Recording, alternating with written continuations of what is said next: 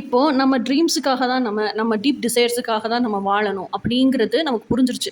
Self align பண்ணிக்கணுங்கிறதும் புரிஞ்சிருச்சு. ஆனால் நிறைய பேர் ஏன் செல்ஃப் அலைன்மெண்ட் பண்ணிக்க முடியாமல் அவஸ்தைப்படுறாங்க அப்படின்னா, அவங்களுக்குள்ளேலாம் அந்த இன்செக்யூரிட்டி நிறைய இருக்குது. அவங்களுக்குள்ளேலாம் செல்ஃப் கில்ட் இருக்குது. அவங்களுக்குள்ளேலாம் செல்ஃப் ஷேம் இருக்குது. இன்றைக்கி ஷார்ட்ஸில் நம்ம என்ன பார்க்க போகிறோம்னா, ஏன் இந்த செல்ஃப் கில்ட்டு, ஏன் இவ்வளோ இன்செக்யூரிட்டிலே இருக்காங்க அப்படிங்கிறது தான் பார்க்க போகிறோம். ஏன்னா இந்த செல்ஃப் ஒர்த்தினஸ் இல்லைன்னு நினைக்கிறாங்க. ஐ எம் நாட் டிசர்விங் அப்படின்னு நினைக்கிறாங்க. இதுக்கான ரீசன் என்னென்னா, சின்ன வயசுலேருந்து வளர்க்கும் போதே வளர்ப்பு முறையிலேயே எப்படி வளர்த்துருப்பாங்கன்னா, மெயினாக பேரண்ட்ஸ் தான். பேரண்ட்ஸ் எப்படி வளர்த்துருப்பாங்க அப்படின்னா, அதாவது இதெல்லாம் நம்மளால முடியாது, இதெல்லாம் நமக்கு ஆகாது, இதெல்லாம் நம்ம குடும்ப பழக்கம் கிடையாது. அந்த சின்ன குழந்தை மனசுலேருந்து எப்படி ஒரு யானையை வந்து ஒரு கயிறில் தான் கட்டி போட்டிருப்பாங்க. ஓகேயா? ஒரு சின்ன வயசுலேருந்து அதை ட்ரெயின் பண்ணும்போது அதை கட்டி போட்டே வளர்த்துருப்பாங்க.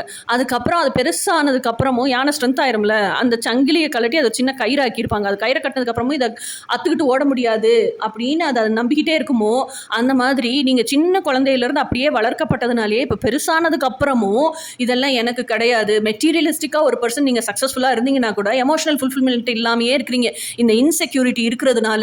அதாவது மக்கள் அதாவது உலகத்தில் வந்து இதெல்லாம் இருந்தால் சோஷியல் ஸ்டேட்டஸ், இதெல்லாம் இருந்தால் சமூகம் அங்கீகரிக்கும், இதெல்லாம் இருந்தால் சக்ஸஸ்ஃபுல்லான லைஃப்னு எதெல்லாம் காமிக்கப்பட்டிருக்கோ உங்களுக்கு, எதெல்லாம் திணிக்கப்பட்டிருக்கோ உங்களுக்கு, அந்த அளவுக்கு சக்ஸஸ்ஃபுல் பர்சனாக வாழ்கிறீங்க. ஓகே, இதெல்லாம் மெட்டீரியலிஸ்டிக் சக்ஸஸ். ஆனால் எமோஷனல் ஃபுல்ஃபில்மெண்ட் இருக்குது, ஆனால் எமோஷனல் ஃபுல்ஃபில்மெண்ட் இல்லை. அதனால தான் அந்த நிறைவே இல்லாமல் எதையோ தேடிக்கிட்டே இருக்கீங்க. எதை தேடுறீங்கன்னே உங்களுக்கே தெரியல.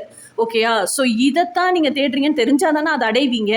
அப்போது இதைத்தான் தேடுறோங்கிறதே ஏன் தெரியலன்னா, அந்த இன்செக்யூரிட்டி.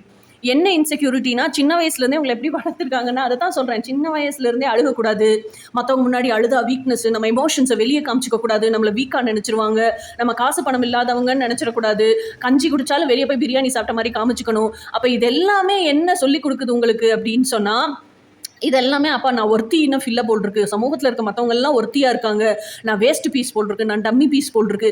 இது பதிஞ்சு ஒரு வருஷம், ஒரு நாள், 2 நாள், ஒரு வருஷம், 2 வருஷம் இல்லை. இன்றைக்கி நீங்கள் 36 வயசுலையோ 26 வயசுலையோ 28 வயசுலையோ இந்த ஷார்ட்ஸை பார்த்துட்ருக்கீங்கன்னா, இத்தனை வருஷமாக பதிஞ்சு அதை நீங்கள் உங்களுக்குள்ளே உள்வாங்கி உங்கள் மைண்ட் செட்டே அப்படி ஆகிப்போச்சு. அதனால தான் I am not worthy enough, அந்த செல்ஃப் ஒர்த்தே உங்களுக்கு இல்லை.